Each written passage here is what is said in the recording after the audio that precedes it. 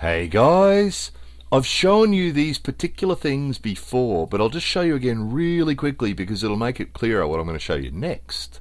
So you remember in the old tatami rooms often they have this little alcove that's called a tokonoma.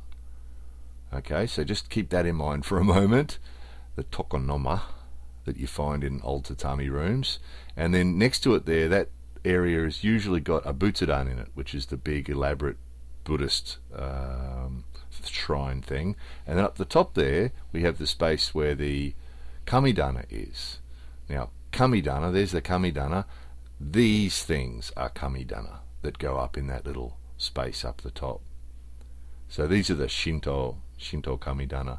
So the reason I'm showing you this is because we went to this big furniture place, and one area of the furniture place was all full of kamidana and stuff for the tokonoma and other stuff, which I think you might find interesting.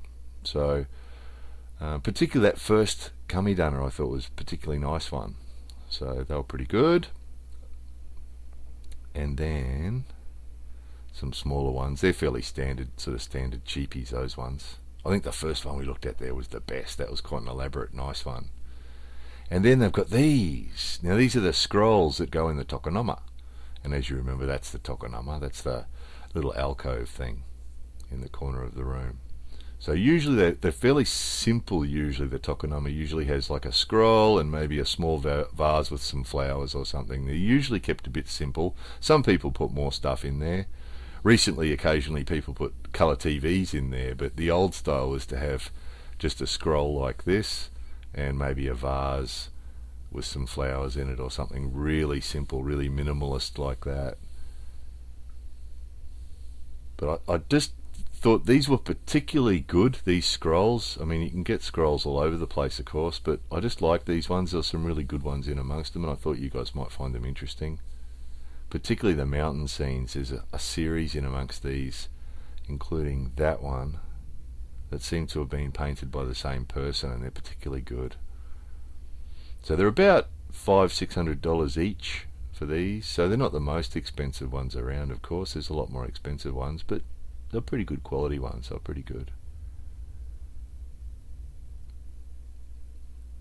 So I just thought you guys would find this interesting, that you know, because those things, even in some new houses, people often build new houses now and they'll have, the rest of the house will be wooden floors or carpet even, or all sorts of things. But people often, even when they build a new house now, will often have one room that's traditional style. That'll have tatami floor and will have, you know, a tokonoma in the corner.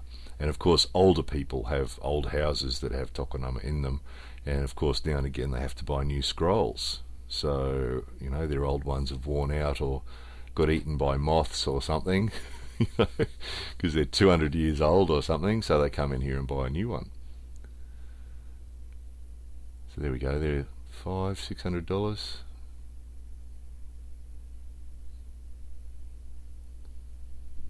Beautiful, aren't they? The mountain scene's really nice. Mount Fuji scenes, bit of a dragon there. I'm sure you all have your own favourites. I like the mountain scenes myself, but I'm sure you guys will have your own favourites. Some people, there's the cranes, look. Some people like the cranes, some people like the, here's some big kanji, look at these. Quite common too. So simple poem, like a simple poem or just a simple verse. And there's Buddhist ones there, they're all Buddhist, what are they called? Buddhist deities.